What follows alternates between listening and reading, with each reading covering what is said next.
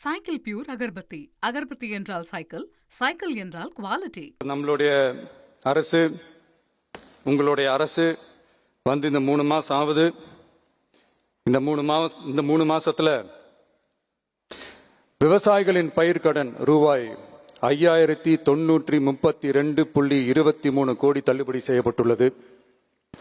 குறுவை சாகுபடி தொகுப்பு திட்டத்திற்கு ரூபாய் 134.83 கோடி வழங்கப்பட்டுள்ளது. ஒன்றிய அரசு நிதியுடன் ரூபாய் 12,642 கோடியில் 125 நாள் வேலைவாய்ப்பு திட்டம் மற்றும் ஜல் ஜீவன் குடிநீர் திட்டம் ரூபாய் 18,123.05 கோடியில் செயல்பாட்டிற்கு கொண்டு வரப்பட்டுள்ளது. சுகாதாரத்துறையில் சேவைக்கு நலம் AI செயலி கொண்டு வரப்பட்டுள்ளது.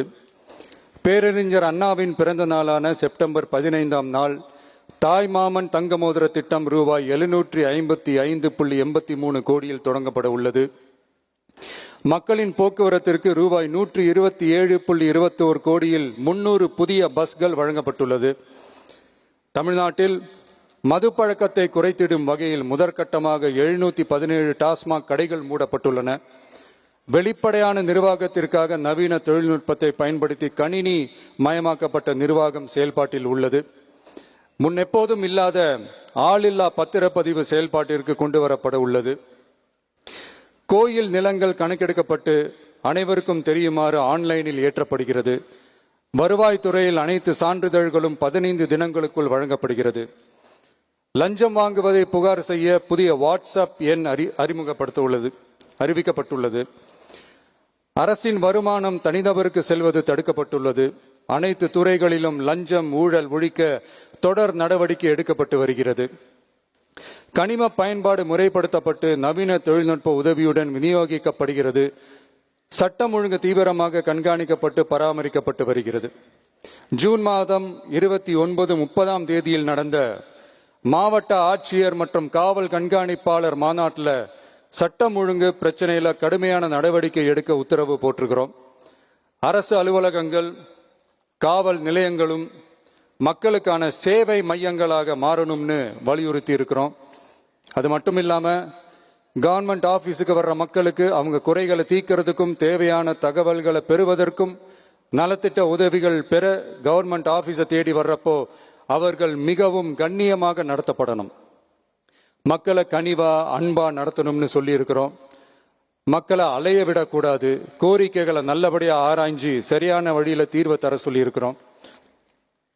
சுதந்திர போராட்ட தியாகிகள் தங்கள் உயிரை தியாகம் செஞ்சு கிடைச்ச சுதந்திரம் மிக சிலருக்கான சுதந்திரமா மட்டும் இல்லாம ஒவ்வொரு இந்திய குடிமகனுக்கும் சுய மரியாதை, சம உரிமை, சம வாய்ப்பு மற்றும் கண்ணியமான வாழ்க்கையை வழங்கும் உண்மையான மக்கள் சுதந்திரமா இருக்கணுங்கிறதே எல்லாரோட மிகப்பெரிய எதிர்பார்ப்பா இருக்கு.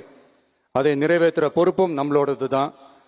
தமிழ்நாட்டு மக்களோட இணைஞ்சு தமிழகத்தை இந்தியாவின் முன்மாதிரி மாநிலமாகவும் உலக அளவில் வளர்ந்த நாடுகளுக்கு இணையா தமிழ்நாட்டு பொருளாதாரத்தை 2036 ஆண்டுக்குள் $1.5 trillion உயர்த்திட நாம உறுதியேற்போம்.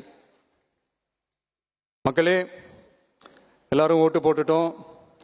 உங்க அண்ணனை, உங்க தம்பிய, உங்க பிள்ளைய எல்லாரும் ஜெயிக்க வச்சு முதலமைச்சரா ஆக்கிட்டோம்.